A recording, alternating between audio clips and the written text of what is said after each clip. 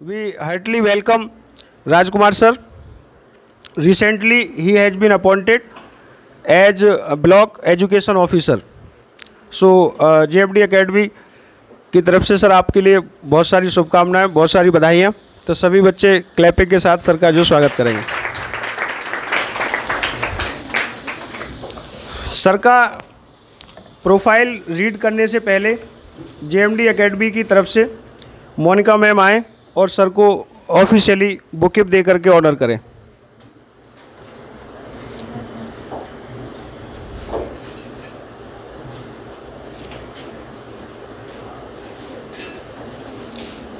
विपिन भाई आप आगे आ जाइए प्लीज़, आ जाओ राजेश सर प्लीज़।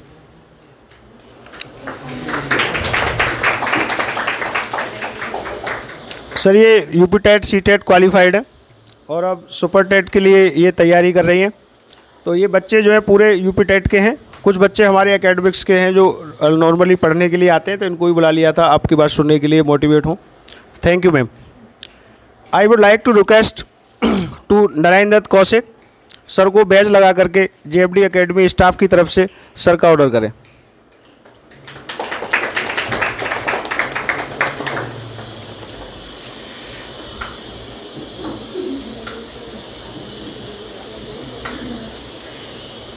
ठीक है sir, please sir have a seat. Belongs to Sikandra Rao के पास मुबारकपुर के ये रहने वाले हैं और सर 5 बहन भाई हैं। सर चौथे नंबर के आते हैं। और राजकुमार सर का यदि आप पूरी स्टोरी आप सुनेंगे तो आप डेफिनेटली उससे आपको सीखने के लिए मिलेगा। और ये जो वीडियो है, ये वीडियो सभी लोग देखेंगे। इसका पर्पस राजकुमार सर की स्टोरी से सभी लोग मोटिवेट होकर के अपना फ्यूचर अच्छा करेंगे। और अपने अंदर आज राजकुमार सर की जो क्लास होगी, जो इनकी टॉक होगी, उस टॉक के माध्यम से जितने भी हमारे कंट्री में, देश में, स्टेट में, ज़िले में जो बच्चे तैयारी कर रहे हैं, उनके अंदर एक नए तरीके का प्रकाश और उमंग उनके अंदर पैदा होगी।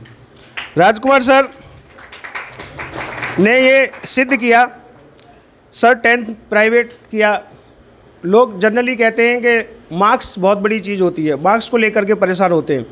हमारे घर में शुरू से ही प्रेशर दिया जाता है, तेरे 90% आए हैं, 75% आए हैं, 80% आए हैं, 95% आए हैं, तेरे 40% आए हैं। मार्क्स को लेकर के किसी भी व्यक्ति के पोटेंशियल को, किसी भी व्यक्ति की क्षमता को, किसी भी व्यक्ति के इंटेलेक्चुअल को, उसके कैलिबर को आंकलन नहीं किया जा सकता। ये सिद्ध किया राजकुमार सर ने। Rajkumar sir has scored only 48% marks in the 12th class. कोई भी स्टूडेंट डिमोरलाइज हो सकता है कि मेरे 48% हैं, मैं शिक्षक भी नहीं बन पाऊंगा, मैं टेट भी क्वालिफाई नहीं कर पाऊंगा। इस मिथक को तोड़ते हुए टेट के भी जो BSA होते हैं, he has appointed as a ABSA assistant basic शिक्षा अधिकारी, नई पोस्ट में उसे BEO कहते हैं। तो आप देख लीजिए कि जो शिक्षक के लिए एलिजिबल नहीं होता है या उसके डिमोरलाइज होता है, उन्होंने उससे बड़ी पोस्ट लेकर के इस चीज़ को ख़त्म कर दिया। लोग कहते हैं कि इंसान परिस्थितियों का दास होता है, लेकिन राजकुमार सर ने अपनी मेहनत से, अपने प्रयासों से, अपने संघर्ष से इन्होंने ये प्रूव किया कि जितना कठिन संघर्ष होगा, जीत उतनी ही शानदार होगी। राजकुमार सर के फादर एक सीमांत किसान हैं, मात्र 1 एकड़ ज़मीन है और छोटा सा काम करते हैं, सब्जी भी उन्होंने बेची है। और इस स्थिति में आकर के राजकुमार सर ने जो परिस्थितियाँ थी, बिल्कुल भी विपरीत परिस्थितियाँ थीं, उनसे न घबराए, उनसे बिल्कुल भी परेशान नहीं हुए और उन परिस्थितियों को अपने बस में करते हुए, अपने अनुकूल करते हुए राजेश सर ने इस एग्ज़ाम को पास किया। सर इस चीज़ के लिए हम हृदय से आपका जो है कॉन्ग्रेचुलेट करते हैं, आपको बधाई देते हैं। आदमी के घर में बहुत सारी समस्याएँ आती हैं। आप लोगों की मैं समस्याएं सुनता हूं कि आज वो एक्सपायर हो गया, आज वो बीमार हो गया, आज ये हो गया, आज वो हो गया, 100 समस्याएं आती हैं। सबसे बड़ा ज़्यादा प्यार इंसान अपनी माँ से करता है। मदर से हर व्यक्ति बहुत ज़्यादा प्यार करता है। लेकिन विराट कोहली की स्टोरी आपने सुनी थी, वो केवल सुनने वाली कहानी थी। लेकिन राजकुमार सर की मदर का 2019 में कैंसर से देहावसान हो गया। लेकिन उससे भी राजकुमार सर उनको सच्ची श्रद्धांजलि देने के लिए अपनी पढ़ाई में जुटे रहे, अपनी लगन में लगे रहे। और राजकुमार सर ने ये BEO वाला एग्ज़ाम क्वालिफाई करके अपनी मदर की आत्माओं को डेफिनेटली वहाँ पर जो है उन्हें शांति दी है। हम इसके लिए सर आपको पुनः बधाई देते हैं, आपका सम्मान करते हैं, आपका जो है अपनी तरफ से धन्यवाद देते हैं। राजकुमार सर 2016, 2017, 2018, 2019 और 2020 का PCS का मेंस एग्ज़ाम भी लिख चुके हैं। तो मैं चाहता हूँ, देखिए बेहतरीन व अच्छे दिनों के लिए बुरे दिनों से लड़ना पड़ता है। तो जब आप बुरे दिनों से लड़ोगे तो डेफिनेटली आपके अच्छे दिन भी आएंगे। आपको पढ़ने की क्या स्ट्रेटजी होती है, कैसे पढ़ा जाए, क्या किया जाए, वो आप राजकुमार सर से ही सुने। राजकुमार सर ने एक ऐसा एग्जाम्पल समाज को पेश किया है कि जो कितनी भी विपरीत परिस्थिति हों, कितना भी परेशानियां हों, उस परेशानियों में भी इंसान आगे बढ़ सकता है और जा सकता है। खासकर आप लोग यूपी टेट के लिए, CTET के लिए, सुपर टेट के लिए तैयारी कर रहे हैं, क्या BEO का क्या तुम्हारी कंडीशन, जितने भी यहाँ बैठे हैं, क्या तुम्हारी कंडीशन इतनी एडवर्स हैं, इतनी विपरीत हैं? नहीं होंगी। इनकी विपरीत परिस्थितियों में अपने आप को संभाला, अपने आप के काम पे लगे रहे। वो कहते हैं ना कि राजकुमार सर ने जो निष्ठा थी कि जा पे जाको सत्य स्नेहू, सो तहें मिले न कछु संदेहू। जिस व्यक्ति का जिस चीज़ पर सच्चा स्नेह होता है वो उसे मिलके रहती है। तो मैं राजकुमार सर को JFD एकेडमी की तरफ से बहुत बधाई देता हूँ, क्योंकि आपका समय कम है। सर बहुत दिमाग से खेती भी करते हैं, वैज्ञानिक तकनीकी से। सर ने टमाटर भी उगाए हैं, तो मैं सर इसके लिए भी आपको एडिशनल इन्वेंशन के लिए सर को बधाई देता हूँ। तो कहते हैं ना कि जो पैनी है वो तो पत्थर में भी पैनी होती है। जिस व्यक्ति का माइंड शार्प है, जो मेहनती है, वो उसका रिफ्लेक्शन हर जगह दिखाई देगा। अब मैं इसी क्रम में, क्योंकि सर को टाइम ज़्यादा मिलेगा बोलने का, तो इसलिए मैं अपनी बात को ख़त्म करते हुए थोड़ा सा ये हमारे गार्डनिंग जो मालाएं हैं, सबसे पहले मैं I would like to call TET student Ankit, वो आए और सर को जो है माला के साथ में सम्मानित करें। अंकित के बाद शैलेंद्र के बाद ललित। समय थोड़ा कम है इसलिए सब लोग जल्दी जल्दी आ जाएं। और ललित के बाद में ये आपका क्या नाम है? विपिन भाई। ये सब लोग जल्दी जल्दी आएँ।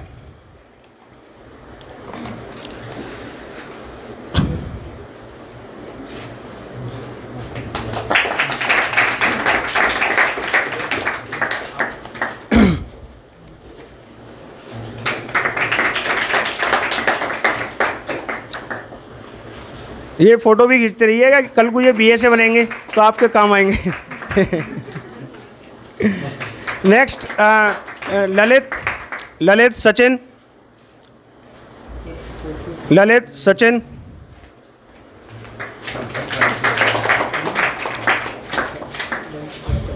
और भी जो माला है, करणवीर, उज्ज्वल नागर, करणवीर।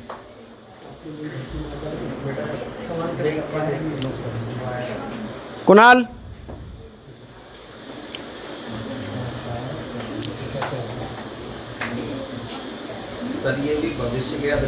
सचिन भाई का हो गया, ललित हो गया, हाँ, शिवपाल,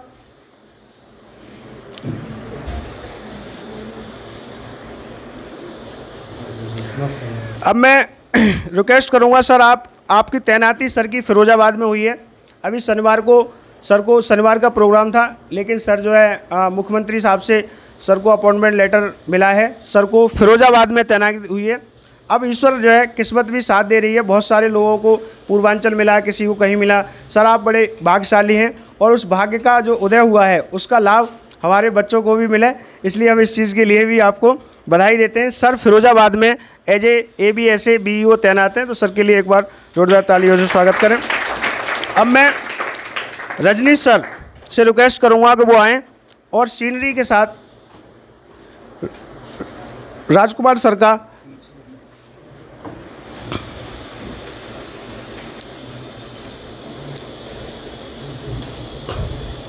सर, ये हमारे सब भेंट है JFD की तरफ से, प्लीज़ गिव बिग हैंड।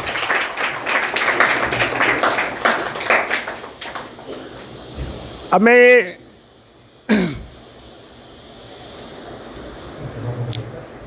ये चाहता हूँ कि सर जो आप पहला, हमारी इच्छा है और मैं उम्मीद है कि आप उसे पूरा भी करेंगे। जब आप अपनी डेस्क पर बैठेंगे तो सर आप गजेस्टेड ऑफिसर हैं, उस हम एक आपको पेन भेंट करना चाहते हैं। उस पेन से आप पहली बार कागज़ पर जो सिग्नेचर करेंगे, ये हमारी इच्छा है, हम सब बच्चों, सारे हमारे बच्चों की इच्छा है। तो उस पेन से आप जो है वहाँ पर सिग्नेचर करेंगे, हमारा मान और सम्मान बढ़ाएंगे, बच्चों का मन रखेंगे। तो मैं उसके लिए एडी कौशिक सर को इनवाइट करना चाहता हूँ, वो आए और सर को जो है पेन से भेंट करें।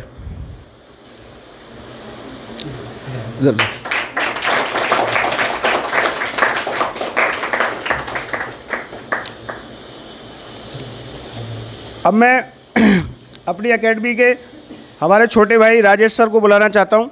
वो सर को शॉल उड़ा करके सम्मानित करें और अपना आगे के लिए सर के लिए शुभकामनाएं भी देंगे। सर का और बेटर फ्यूचर रहे, इसका पर्पज़ ये होता है कि ये पूरे संस्थान की तरफ से केवल एक शॉल उड़ाने का उद्देश्य है। आपके लिए सर ब्लेसिंग्स और हम सब लोगों की दुआएं इस शॉल में लगी हुई हैं, वो आपको उन दुआओं से और उस आशीर्वाद से आपको नवाजा जा रहा है।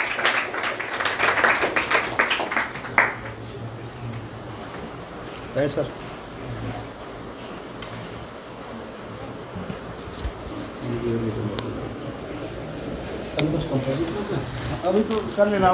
मैं जीएमडी कोचिंग के डायरेक्टर तथा जीएमडी कोचिंग के सलाहकार दोनों को आमंत्रित करूंगा कि वो आएं और प्रतीक चिन्ह भेंट करके राजकुमार सर का स्वागत करें।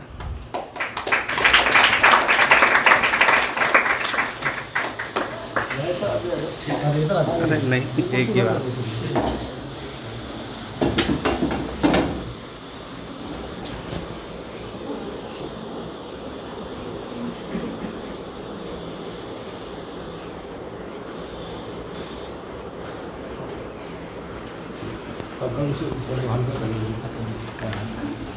सर को बुला लूँगा। डियर स्टूडेंट्स, अब वो टाइम है, सर अपने शब्दों से आपको बताएंगे और आपको जो कुछ भी पूछना है वो आप पूछ सकते हैं। तो लेकिन थोड़ा सा एकेडमिकली पूछिएगा, है ना। हाँ, पिछली बार की तरह जो personal question is not allowed. जो आप एकेडमिकली जो बेनिफिट ले सकते हैं वो आप लें। अरे सर, ये शादी के बारे में पूछने लग जाएंगे, है ना। आपकी गर्लफ्रेंड है कोई, ये पूछ लेंगे, है ना। हाँ, तो sir I would like to invite, आप जोरदार तालियों के साथ जीटी रोड तक पता चल जाए।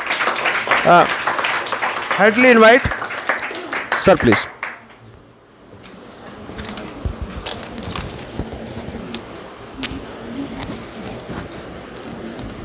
हेलो, मैं शुक्रिया अदा करना चाहता हूँ एसके शर्मा जी सर का और मेरे साथियों का और आप सभी का कि आपने मुझे सम्मान से नवाजा। ठीक है, ऐसे हालांकि मैं इतना लायक तो नहीं हूँ, लेकिन आपने जो सम्मान जताया, प्रेम दिया, मैं अभिभूत हूँ। देखिए, हर व्यक्ति के जीवन में टर्न्स आते रहते हैं। कुछ लोग कहते हैं आपने संघर्ष किया, मैं तो नहीं कहता संघर्ष किया। यही तो ज़िंदगी जीना है।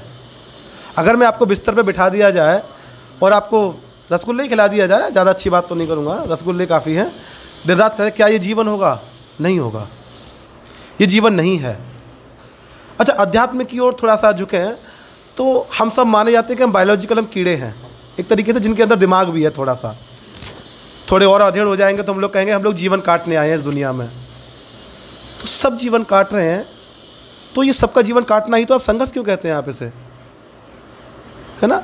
कभी इस चीज़ का बस संघर्ष, मैं इसीलिए कह रहा हूँ इसको संघर्ष, क्योंकि संघर्ष कहते हैं तो फिर हम लोग उसका रोना शुरू कर देते हैं उसके लिए हम। अरे साहब मीर सर, आपको पता है मैं पैदल आता हूँ, वहाँ से आता हूँ, यहाँ से आता हूँ, दुनिया से आते हो, हमें क्या करना। एग्ज़ाम वाला कभी आपके घर में पूछने आया है कि आप क्या करते हैं? मैम कह देंगे मेरी तो सास, मुझे टाइम ही नहीं देती, मेरे बच्चे से टाइम नहीं मिलता, सर मैं क्या कर सकती हूँ। पता, पेपर जो होता है ना, एग्ज़ाम, वो बिल्कुल मार्केट की तरह है। मार्केट निर्दयी होता है, बिल्कुल निर्दयी बोले तो उसके अंदर कोई दया नहीं है, इमोशंस की कोई वैल्यू नहीं है। अच्छा ये बताओ, एक भैया ये है, इसने दुकान खोली और ये बेचारा मेहनत करके साबुन लेके आया, 10 रुपये का साबुन ला के, और ये उसको 12 रुपये में बेचता है। भैया है, मान लीजिए इन्हें पैसा पड़ा हुआ मिल गया कहीं पर, ये भी साबुन ले आए दुकान से और इन्होंने 12 रुपये का साबुन 11 रुपये में बेचना शुरू कर दिया। ग्राहक किससे लेगा? ग्राहक कहाँ से लेगा? तो मार्केट का नियम क्या है? अब क्या आप ये कहेंगे नहीं मैंने मेहनत से बेच रहा हूँ उस पैसे को, क्या साबुन मेहनत वाला लेगा? नहीं लेगा ना। ऐसे एग्ज़ाम भी है। आप गद्दे पे बैठ के पढ़े रात को या आप स्ट्रीट लाइट के नीचे पढ़ के आए हो, इससे कोई फ़र्क नहीं पड़ता। एग्ज़ाम में सिर्फ और सिर्फ आपका परफॉर्मेंस देखा जाएगा। मैच ये नहीं देखता कि आपने पिछले शतक कितने लगाए हैं, हर बॉल नहीं है। लेकिन यकीन मानिए पूरे मैच में कोई ना कोई ऐसा प्लेयर बॉलर ज़रूर आएगा जिसे आप हिट कर सकते हैं आराम से। मुझसे कई बात पूछी जाती है, कई बार, हालांकि मैं तो टीचर रहा हूँ, मैंने पढ़ाया है अभी 4-5 साल। मैं जनरल स्टडीज़ पढ़ाता हूँ, तो सर का विषय है, कहाँ गए सर? हाँ, उनका विषय है, वही मैं पढ़ाता हूँ। लेकिन मेरा जनरल स्टडीज़ मेरा विषय नहीं रहा कभी भी। सर ने कहा, उसमें एक मेंशन कर दूंगा, हाई स्कूल तो मेरा रेगुलर ही है, लेकिन इंटरमीडिएट मेरा ग्रेजुएशन मेरा सब कुछ प्राइवेट है। अब वो भी सालों छोड़ने के बाद 11 साल पढ़ाई छोड़ चुका हूँ मैं। आपको लग रहा होगा बच्चे तो खैर नहीं हैं हम, है ना। उसमें भी समाज के कई मिथक तोड़ के आए हैं। मेरे साथ के लड़कों पे ना बच्चे हैं, वो उनको गोद में लेके कमर टेढ़ी हो गई है उनकी, है ना। अमूमन हमारे यहाँ समाज में, गांव में जल्दी शादी कर दी जाती है, लेकिन हमने मिथक को तोड़ दिया। ये जीवन मेरा है, फैसले भी मेरे होंगे। सिर्फ इसीलिए नहीं है महिलाएं। अच्छा एक बात बताओ, लड़कियां नहीं पढ़ना चाहती, क्यों नहीं पढ़ना चाहती? पता लड़कों में आप में फ़र्क क्या है? लड़के मानसिक रूप से तैयार हैं कि उनको काम करना है पूरे जीवन। उन्होंने अपने बाप दादाओं से देखा, पिताजी को देखा कि गवर्नमेंट नहीं लगेगी, प्राइवेट करना है। करना तो जीवन भर है उनको, शादी करना, शादी से ही लग जाएंगे वो लोग, लेकिन मैम वो कमाएंगे। लेकिन आप लोग जो पढ़ रहे हो ना, आप अपने वजूद के लिए पढ़ रहे हैं। महिलाएं आत्मसम्मान के लिए पढ़ रही हैं। कोई आपको पलकों पे तो बिठा सकता है शादी के बाद, मैं मानता हूँ आपको बहुत प्रेम करने वाला आप मिल जाएगा साथी, जीवन साथी, लेकिन वो सिर्फ प्रेम होगा। एक आत्मसम्मान है, एक गैरत है, स्वाभिमान है, वो तब आएगा जब आपका वजूद होगा। अब क्यों चाहती हैं कि आपको आपके हस्बैंड के नाम से, आपके बेटे के नाम से, आपके पिताजी के नाम से जाना जाए? आपको आपके नाम से भी तो जाना जा सकता है। क्या आप अपना वजूद तलाश नहीं कर सकते? नौकरी सिर्फ पैसा कमाने का माध्यम नहीं है। ये हमको ये बताता है कि हम समाज में कह सकते हैं कि हमारा एक जगह है हमारी, है ना। ये इसलिए बहुत ज़्यादा लड़कियों के लिए तो बहुत ज़्यादा ज़रूरी है। रही परिस्थितियों की, मैं पिछले शुक्रवार को ये पेट में जाकर बैठ गया था हमारे सब्जी वाले में। पूरे लॉकडाउन हम लोगों ने लौकी उगा रखी थी। लॉकडाउन में क्या करते, फरवरी में चले गए, यहाँ से कोचिंग बंद हो चुका था, तो बेचते रहे अपना बाइक पे, है ना। पेट में पेट लगती है, मार्केट लगते हैं छोटे छोटे हमारे यहाँ पे। अब भी कहते लोग कि भैया सब्जी अब क्यों बेच रहे हो, अब तो आप अधिकारी हो गए। तो भाई ये क्या है, हम तो पैदाइशी किसान हैं, क्या फ़र्क पड़ता है इससे? ना पापा को कभी शर्मिंदगी महसूस होती है, ना मुझे होती है। पापा ने अलीगढ़ में फैक्ट्री में काम किया है। एक यहाँ अलीगढ़ में जगह है चंदनिया, जहाँ मेरे पापा रहते थे। उन लोगों ने मुझे बुलाया। दरअसल मैंने 8 साल की उम्र में अलीगढ़ में ताले के कारखाने में मैंने लेबल चिपकाने का काम किया है। गोंद से लेबल चिपकाते हैं, और लेबर इंस्पेक्टर के डर के मारे हम लोग छुप के काम करते थे, क्योंकि 14 वर्ष से कम काम नहीं कर सकते हैं। तो वो लोगों ने परसों बुलाया था, उन्होंने बोले ये वही लड़का है छोटा वाला जो लेबल चिपकाता था वहाँ पर, है ना। हमने लोहे का, मैंने बर्मा पे काम किया जिसमें लोहे के सरिया में छेद करते हैं। तो ये कुछ नहीं है, मैं ये नहीं कह रहा कि ऐसा नहीं है। मेरा कहने का मतलब है कि आप कर सकते हैं। क्या मायने रखता है नंबर? आज तक कभी फर्स्ट डिवीजन नहीं देखी मैंने, क्या मायने रखता है? आप कभी भी कुछ भी कर सकते हैं। और सच बताएं ना, आप लोग तो लगातार पढ़ रहे हैं। आप मुझसे हर मामले में अच्छे हैं, आप मुझसे हर मामले में अच्छे हैं। मैं तो सिर्फ अपनी तरफ से इतना कह रहा हूँ कि आप कभी भी शुरुआत कर सकते हैं और कभी भी दुनिया को दिखा सकते हैं कि आप में दम है ना। देखिए मेरा 69,000 में मेरा नहीं हुआ, है ना। मुझे ये कहने में कोई गिलानी नहीं है, क्योंकि मेरा एकेडमिक लगभग 22 बैठता है, और मेरे 106 नंबर थे सुपर टेट में। केवल जीएस पढ़ाता हूँ मैं, और उसमें भी मैंने ढंग से नहीं दिया था, क्योंकि मुझे लगा कि पीसीएस ज़्यादा बार बार दे रहे थे, तो फीलिंग थी कि नहीं यार कुछ बड़ा हो जाएगा, ठीक है। लेकिन फिर भी टीचिंग के लिए मेरा नहीं हुआ। कहने का मतलब फाइनल ये था। लेकिन क्या टीचर से बेहतर जॉब नहीं है? टीचर भी बहुत बेहतर है। पता है क्यों बेहतर है? इसका नाम है बेसिक। हर व्यक्ति सिविल की तरफ जाता है तो लोग कहते हैं बेसिक किताब पढ़िए। तो आप समाज में उस फील्ड में जाने वाले हैं जो सबसे बेसिक है। और सच बताया ना, यूपी गवर्नमेंट का 13 से 14% बजट बेसिक शिक्षा विभाग को जाता है। कोई इतनी बड़ी मद यूपी के बजट में जो आप लोगों के विभाग से ज़्यादा किसी विभाग को जाती हो? नहीं है। ऑपरेशन कायाकल्प को ले लीजिएगा, प्रेरणा और सबको ले लीजिएगा, आप समाज की नींव को तैयार करने वाले हैं। सच बताएं तो आपकी सैलरी के बराबर भी, कहते हैं कि गुरु जो होता है वो भगवान के बराबर है। इस बात को सरकारें भी मानती हैं। वरना बता दीजिए आप, एक नायब तहसीलदार की जितनी सैलरी होती है पहली बार में, 8 एग्ज़ाम दे के आता है, वो दिन रात मेहनत करेगा, सुबह से लेकर रात तक, 8 बजे तक चैन नहीं मिलेगा उसको। उसकी सैलरी आप लोगों की जो पहली सैलरी होगी उसके बराबर होगी। दोनों 4200 ग्रेड पे हैं, आप लगा लीजिएगा। उसका काम भी ज़्यादा है, लेकिन क्यों? क्योंकि आपके काम को ज़्यादा महत्ता दी जाती है। आप समाज का निर्माण करने जा रहे हैं, आप अध्यापक हैं, है ना। देखिए अध्यापक कई सारे होते हैं, आजकल अध्यापक की भूमिका मेंटर भी है। तो देखिए आपका तो नसीब है कि आपको एस.के. शर्मा जी जैसे या अन्य जो काबिल लोग हैं, इनकी मेंटरशिप आप लोगों को प्राप्त हो रही है ना। सब लोग पढ़ते हैं, आप ज़्यादा से ज़्यादा इनसे मार्गदर्शन लीजिएगा। आपको कोई प्रश्न पूछना हो एकेडमिक से या किसी से भी संबंधित कोई भी टॉपिक को आप पूछ सकते हैं आप मुझसे, मैं हमेशा तैयार रहता हूँ। जी जी जी, शुक्रिया। ले भैया लीजिए। मेरा नाम अंकित गौड़ है, मैं इस संस्था में यूपी टेट की तैयारी कर रहा हूँ। जैसे कि सर ने आपके बारे में बताया और आपने भी अपने बारे में बताया कि आप 2016, 17, 18, 19, 20 PCS दे चुके हैं। 69,000 वैकेंसी में आपका चयन नहीं हुआ है। उसके बाद इतनी बड़ी नौकरी पर आप फ़िलहाल हैं। तो इस दौरान कभी आपके दिमाग में डिमोटिवेशन आया कि मैं नहीं कर पा रहा हूँ, शायद नहीं कर पाऊँगा, या कुछ इस तरीके से? बिल्कुल, इंसान है तो डरना वाजिब है। किसी का डर नहीं लगता। अगर जो इन बातों को कहता है ना, इसका मतलब वो इंसान ही नहीं है मेरी नज़र में। देखिए दया, प्रेम, करुणा, भय, है ना, ये सब क्या है? ये सब इंसान के बेसिक नेचर है, उसके मूल में है। ये क्यों नहीं लगेगा डर इंसान को? मुझे भी लगा है डर। इवन देखिए मुझसे कई बार पूछा जाता है कि सफलता के लिए क्या आपका पैमाना क्या है? अच्छा मुझे आप बताइए, आपको क्या लगता है सफलता के लिए क्या बहुत ज़रूरी है? मैम आप बताओ। मेहनत ज़रूरी है ना? कोई और पीछे? मैम कोई और भैया, कोई भी? आप मैम? परिश्रम है ना? मैं इसे थोड़ा नीचे कर दूं। एग्ज़ाम के सबसे पहले ज़रूरी है धैर्य, पेशेंस। मैं इसको मेहनत से ऊपर रखता हूं हमेशा, ठीक है। कई बार शासन की नीतियां होती हैं, कई बार जो कर्म कहते हैं, कृष्ण कहते हैं एकदम, रामायण में सुना होगा, उसमें महाभारत में सुना होगा, कई बार हमें उन कर्मों का दंड मिलता है जो हमने नहीं किए होते हैं। कई बार पेपर आउट हो चुका होता है, कहीं बाहर से एग्ज़ाम रद्द हो जाता है, हमने अपने दिलो जान से हमने उसके लिए मेहनत की होती है। तो मेरा मानना है उस स्थिति में मेहनत काम नहीं करती, वहाँ काम करेगा आपका धैर्य। बार बार अपनी क्लास में हमेशा लोगों से कहता हूँ मैं कि धैर्य मेहनत से भी ऊपर है। अगर धैर्य नहीं है तो अब लंबे समय तक मेहनत कैसे कर पाएंगे आप? पेशेंस आपको इस फील्ड में टिकाए रखता है।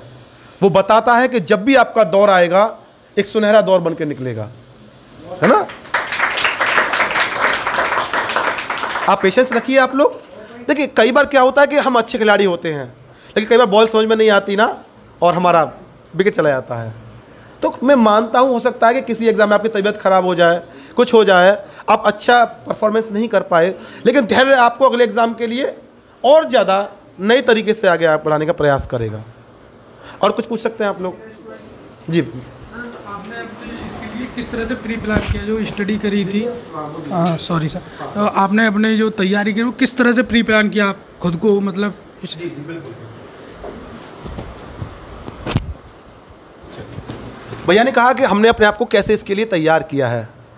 सच बोले हैं, जब पढ़ते हैं ना हम लोग तो मैं मेंशन करना चाहूँगा हमारी बीएड डिपार्टमेंट हाथरस से, पीसी बागला कॉलेज से एक मैम है दीपा ग्रोवर। उनकी एक लाइन याद आती है मुझे।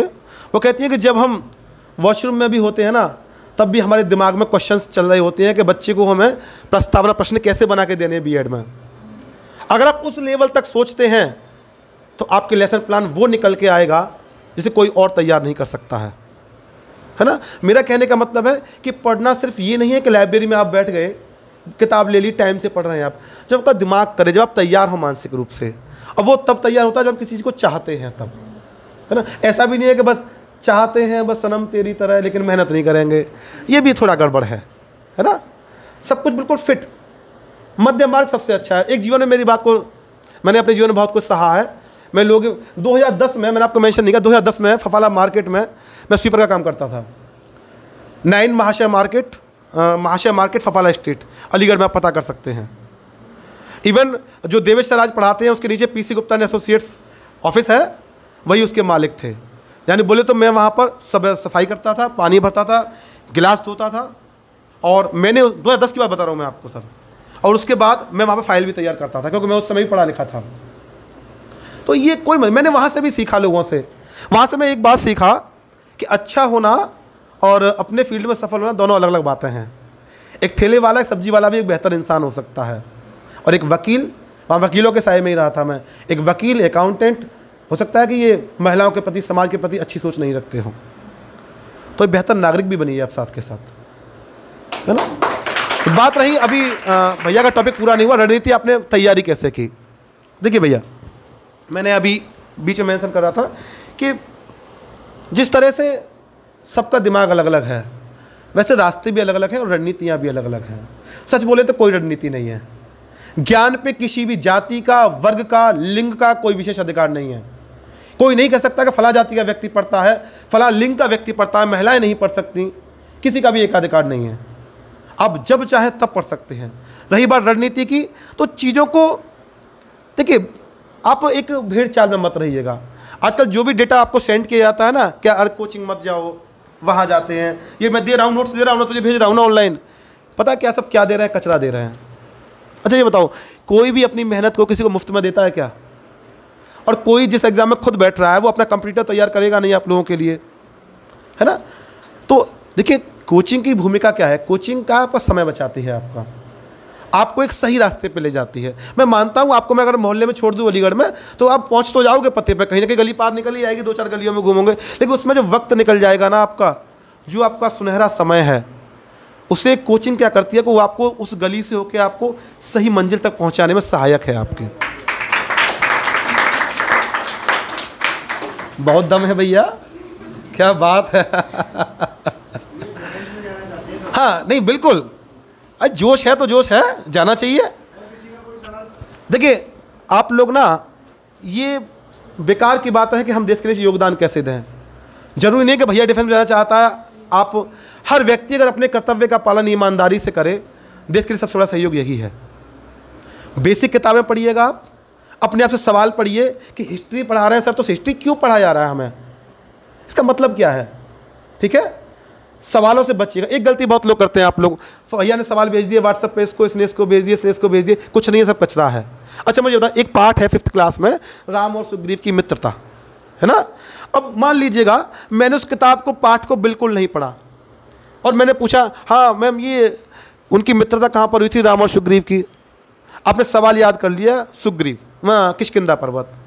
अब मैंने आपसे कह दिया किष्किंधा कहाँ पर है, फिर आप क्या कहेंगे? आपको तो केवल उसका जवाब पता है। तरीका क्या है पता है? पहले किताब में देखो, हिंदी की किताब में पहले आता है पाठ, पाठ के बाद में आता है अभ्यास प्रश्न, उसमें होते हैं प्रश्न। क्या तरीका है? पहले हमने पूरे पाठ को पढ़ा, है ना, उसके बाद प्रश्न हल किए, कि आपने डायरेक्ट प्रश्न हल कर लिए सीधे। यही तरीका है, यही रास्ता है। बस आपको पहले टॉपिक को पढ़ना है, उसके बाद आपको क्वेश्चंस करने हैं। आप लोग क्वेश्चंस को सिर्फ रट रहे हैं बस। आपको बता दें, बहुत कम कंपटीशन है आज भी। मैं ये नहीं कह रहा कि आपको सिर्फ इसीलिए कह रहा हूँ आपसे बार बार कि अरे सर ऐसे कैसे हो सकता है, इतने फाइल लोग। बिल्कुल, तैयारी करने वाले लोग आज भी मुट्ठी भर हैं, चंद लोग, बाकी सारे के सारे लोग तो बेटा टाइम पास करने के लिए जाते हैं, कुछ भी नहीं है। सुपर टेट में आप 110, 115, 120 बहुत मामूली बात है। मैं तो नहीं लाया क्योंकि मेरा लैंग्वेज पे किसी को पकड़ नहीं है, मैथ मुझे आता नहीं है ना, लेकिन आप लोग मुझसे ज़्यादा बेहतर हैं, सच में बेहतर हैं। कोई साइंस की फील्ड से होंगे, साइंस मजबूत होगा उनका, कुछ मैथ के फील्ड से होंगे, हमारा तो कुछ भी मजबूत नहीं है। हमारा तो, मेरे ख़ानदान में कोई पीढ़ियों से नौकरी पे नहीं है, पर कम से कम अब शायद नौकरी पे होंगे लोग, है ना। मैं आपसे भी कहता हूँ कि आपको जब भी आवश्यकता पड़े, सर हैं। देखिए मैं अलीगढ़ में सिर्फ 2 कोचिंग्स के नाम जानता हूँ, फेसबुक में मैंने सब लोगों को अनफ्रेंड कर रखा है, सिर्फ या तो सर हैं या दक्ष क्लासेस आदित्य भैया हैं, क्योंकि इंसानों को वरीयता में ज़्यादा देता हूँ, बेहतर इंसान की वजह से। अगर आपको कोई भी दिक्कत आ रही है, इन्होंने क्यों बुलाया है मुझे? सिर्फ इसीलिए कि यहाँ फ़ोटो खिंचवाने के लिए नहीं, आप लोगों के लिए, इसलिए कि आप मोटिवेट हों, आप लोग प्रयास करें, अगर आपको कोई भी व्यक्तिगत दिक्कत आती है, कहीं भी आ रही है, आप इनसे कहिएगा। पता है हमारा स्टूडेंट जब कहीं बाहर जाता है, कामयाब होकर जाता है, इतनी खुशी तो हमें शायद अपने बच्चे के जन्म पर नहीं होती होगी जितनी खुशी उस दिन होती है ना, क्योंकि हम आप में इन्वेस्टमेंट करते हैं, अपने समय को, अपने पैसे को, अपने साधन को, अपने दिमाग को। सिर्फ पैसा में, अगर पैसा होता तो पब्लिक डीलिंग नहीं कर रहे होते, कहीं किसी के बारे में कुछ कर रहे होते, कुछ नहीं कर रहे होते तो हवाला ही कर रहे होते, है ना।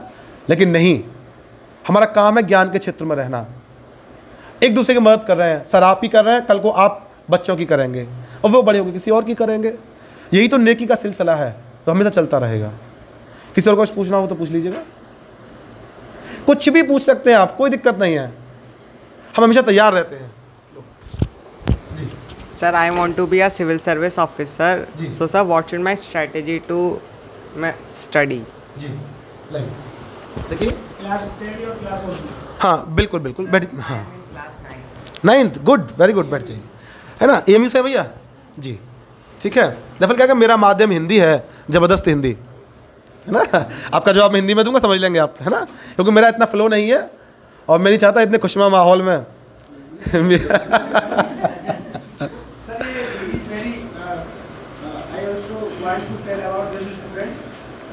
no doubt he had very good, not good in science but also in math, and definitely my wishes are with him. He will crack the civil services, and he is so honest for his studies. He never left any test in the JMD Academy last 3.5 years. And his mother is also a teacher in the basic department. His father is mutual fund officer. Both of them are also focused on his studies. But his presentation skills and the content he delivers, that is also very fantastic. When he teach in the class, he look like a teacher. So, sir, इसके सवाल का जवाब आप बिल्कुल बिल्कुल देंगे। चाहता है कि 9 से मैं लॉकडाउन से बिल्कुल बिल्कुल क्या करूँ अभी से? बिल्कुल, हाँ देखिए, सच बताए ना, IAS के लिए कभी किसी के पीछे मत जाना। पता क्यों? क्योंकि आपके अंदर वो मटेरियल है। अगर देखिए IAS या कोई भी एग्ज़ाम हो, चाहे राज्य स्तरीय हो या संघ स्तरीय हो, कोई भी एग्ज़ाम आपसे विशेषज्ञता नहीं मांगता। आपकी स्किल नहीं देखता कि आप मैथ में कितने होशियार हैं, आपकी भाषा पर कितनी ज़बरदस्त पकड़ है, कुछ भी नहीं देखता। बस वो ये देखता है कि उसे अपने हिसाब से, अगर ऐसा होता तो आज तक PhD वाले सारे के सारे अफसर होते, है ना। कई बार ग्रामीण पृष्ठभूमि से जो लोग हैं, जो UP बोर्ड से पढ़े हुए हैं, वो भी सिविल सर्विस सेलेक्ट होते हैं। देखिए, आप सब्जेक्ट के बारे में बेसिक जानकारी रखिएगा, ठीक है, ईमानदारी से उनको पढ़ते जाइएगा। अगर आपकी ग्रूमिंग अगर यहाँ कोचिंग में आज होती है, मुझे लगता है कि आप ग्रेजुएशन के बाद में 2 साल तब लगेंगे जब आप सेलेक्ट हो चुके होंगे। लेकिन उसके लिए आपको अभी से जो आपका, देखिए अभी से ये सोचिए कि मेरे आगे जो क्लास है, मेरी जो मेरा 10th है, 11th है, उनमें ईमानदार रहना आप। अगर आप ग्रेजुएशन तक ईमानदार रहे तो कोई भी आपको सेलेक्ट होने से नहीं रोक पाएगा। पता है हमारे मन में ये जो होता है ना कि हम बनना चाहते हैं, सर अभी से आप अपनी स्कूल की पढ़ाई मत छोड़िएगा। मैं अभी बाहर भी यही कह रहा था कि दरअसल हम लोगों की तैयारी होती है। मान लीजिए मैं नहीं पढ़ पाया कभी ढंग से, तो मैं उन 5-6 सालों को मैं बाहर आके पढ़ूंगा, कहीं कोचिंग में दिल्ली जाऊंगा। लेकिन आप अगर बेहतर तरीके से यहाँ पढ़ रहे हैं आज 9th में, 10th में, 11th में, तो आपकी जो ग्रूमिंग है वो ग्रूमिंग आपकी यहाँ हो चुकी होगी। बस आपको तो सिलेबस देखना है, फोकस करना है और निकल जाएंगे आप। अपनी पढ़ाई में ईमानदार रहना ग्रेजुएशन तक, कभी भी उससे मत हटना, यही बस आपको सबसे आगे ले जाएगा, है ना जी।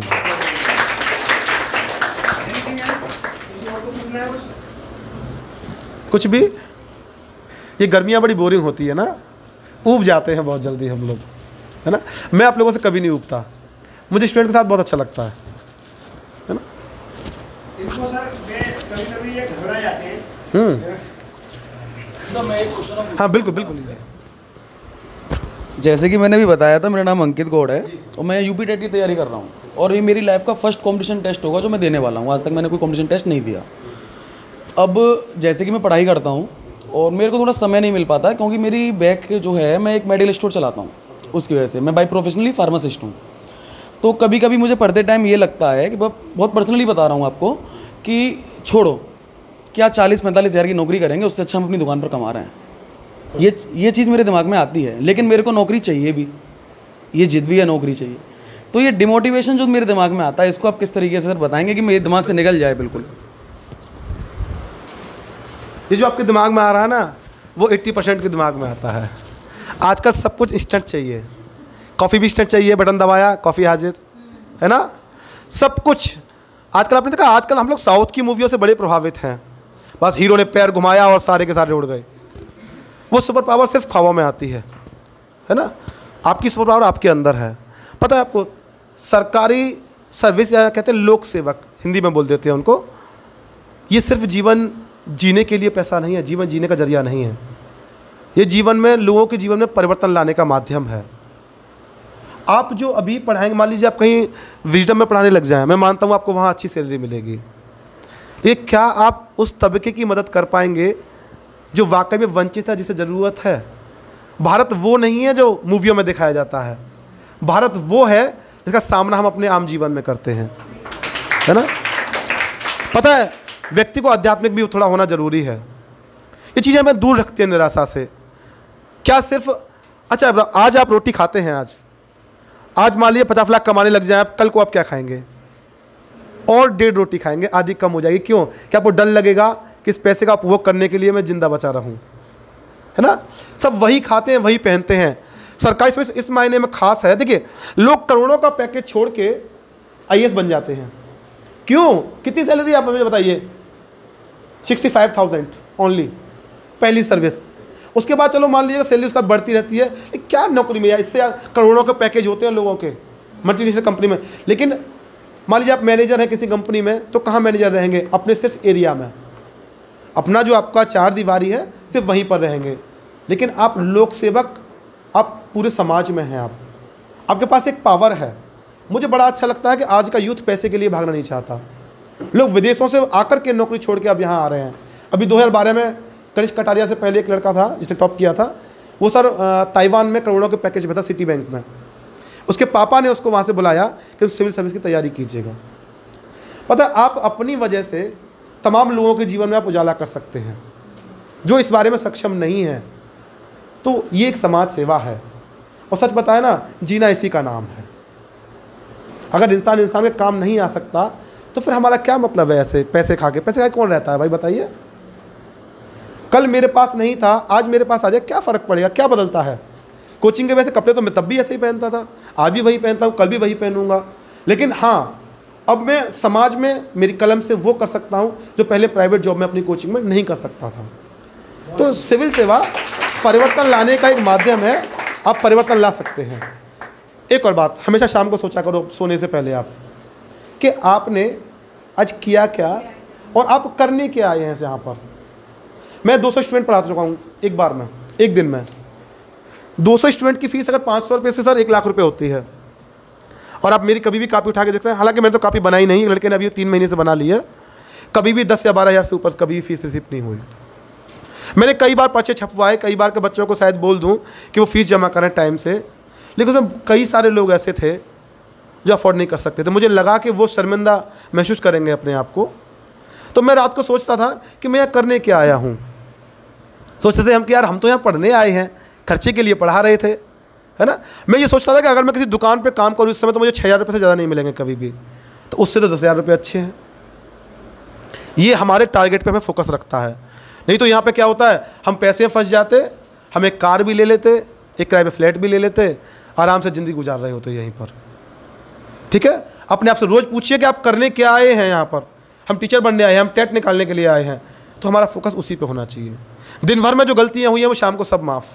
एक नई ऊर्जा के साथ एक नई सुबह आपका इंतज़ार करेगी, है ना।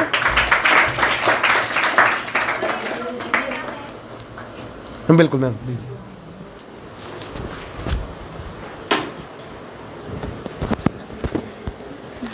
सर, मैंने ना पिछली बार BEO का पेपर दिया था सर। मैं मोनिका JMD अकेडमी से, मैंने टेट और CA टेट क्लियर कर रखा है। अब मैं सुपर टेट के लिए प्रिपेयरिंग कर रही हूँ। तो अभी आने भी वाला है, ये अगले महीने सुपर टेट का जूनियर का है, तो मैं उसके लिए कर रही हूँ प्रिपेयरिंग। लेकिन मैंने उस जो लॉकडाउन निकला था पिछली बार, तो मैंने BEO का फॉर्म भर दिया था। मैंने ऐसा नहीं सोचा था कि मैं क्लियर ही करूँगी, मैंने डाला था कि कैसा आता पेपर, क्योंकि मुझे उसके बारे में कोई नॉलेज ही नहीं थी। तो लेकिन जब मैंने एग्ज़ाम दिया, पूरे लॉकडाउन मेरे पास काफ़ी टाइम था पढ़ने के लिए। मेरे हस्बैंड ने कहा भी कि आप पढ़ाई कर लो, अच्छे से हो जाएगा। तो मैंने नहीं किया, नहीं मुझे सुपर टेट ही करना है। लेकिन जब मैंने एग्ज़ाम दिया तो मुझे थोड़ा रियलाइज़ भी लगा कि नहीं, शायद थोड़ा मैं पढ़ लेती तो मेरा आज हो भी जाता। लेकिन मैं अपनी कोशिश में उस टाइम ईमानदार ही नहीं थी, तो कहाँ से होता। लेकिन अब मैं सोचती हूँ कि मेरा जो सुपर टेट हो जाए ये हो जाए। लेकिन मैं ये नहीं चाहती कि मैं एक जगह रुक जाऊँ। मैं चाहती हूँ कि आज मैं ये करूँ तो थोड़ा आगे के लिए प्रोग्रेस भी करूँ। तो मैं चाहती हूँ कि आप BEO के लिए कुछ मुझे बताइए स्ट्रेटेजी। मैं नेक्स्ट टाइम जब भी दूँगी तो आप मुझे उसके लिए स्ट्रेटेजी बताइए सर, प्लीज़ थोड़ा सा। अच्छा, एनीथिंग एल्स? और कोई कुछ पूछना चाहता है? ठीक, और कुछ कहना चाहते हैं सर? ठीक है। डियर स्टूडेंट्स, राजकुमार सर ने जो बात कही उससे मैंने एक आज जिम्मेदारी का एहसास किया है। उसका श्रेय मैं राजकुमार सर को ही देता हूँ। अब तक मैंने ऐसा नहीं सोचा था, लेकिन आज सोच रहा हूँ। डिस्कशन कई बार हुआ है, लेकिन इसको हम आज से ही इम्प्लीमेंट कर देंगे। आज कितने तारीख है कुणाल? 15 मार्च। तो इस वीडियो से माध्यम से मैं ये कहना चाहता हूँ कि 100 में 70 आदमी जिस देश में बीमार हैं, 100 में 70 आदमी जिस देश में बीमार हैं, क्या वो देश भी आबाद है? इन चमकती हुई मुल्क की मंजिलों में क्या, इन चमकती हुई मुल्क की मंजिलों में क्या, असली हिंदुस्तान तो गांव में आबाद है। तो डियर स्टूडेंट्स, बहुत सारे बच्चे आज राजकुमार सर BEO हो गए, आज JMD एकेडमी भी ऑनर कर रही है, जहां काम करते थे वो भी ऑनर कर रहे हैं। गांव वाले जो रिश्तेदार इनको पहचानते नहीं थे, कहाँ हैं, क्या कर रहा है, क्या खा रहा होगा, आज वो सब अपने अपने जो रिश्तेदारों ने इनको अपना भाई बताने से, सगे मामा ने अपना भांजा बताने से, बुआ ने भतीजा बताने से, चाचा ने भतीजा बताने से कि हमारे लिए हेल्प के लिए आएंगे, लोगों ने दूरियां बना ली होंगी। ऐसा है या नहीं ये मुझे नहीं पता, this is the very common thing I am seeing. आज वही लोग इनका रेफरेंस देंगे जो दूर का, कहीं इनका चाचा का, ताऊ का, मामा का इनका भाई होगा, वो कहेगा कि राजकुमार मेरा सगा भाई है। क्या इस बात सही है या नहीं? जब ये संघर्ष के दौरान थे, ये मुसीबत में थे, तो उनको उस समय कोई सहारा नहीं मिला। इन्होंने अपनी ज़िंदगी को स्वयं संघर्ष से काटा। ये हमारे देश में जो बच्चे होनहार हैं उनका दुर्भाग्य होता है। ऐसे लोगों को थोड़ी सपोर्ट यदि मिल जाए तो वो कम समय में जल्दी अचीवमेंट कर सकते हैं।